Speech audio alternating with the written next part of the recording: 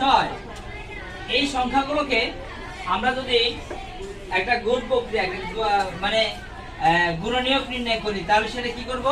আমরা ভাগ করব। কি দিয়ে ভাগ করব? এই সংখ্যা দিয়ে। দেখো, তার মানে এখানে যেমন 2 4 6 এর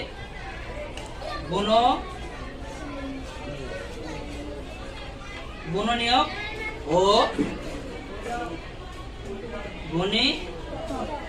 গণিতক নির্ণয় করব। কি করব? নির্ণয়। এখন আমরা কি বলছি, যখন গুণনীয়ক নির্ণয় করব তখন কি প্রক্রিয়ায়?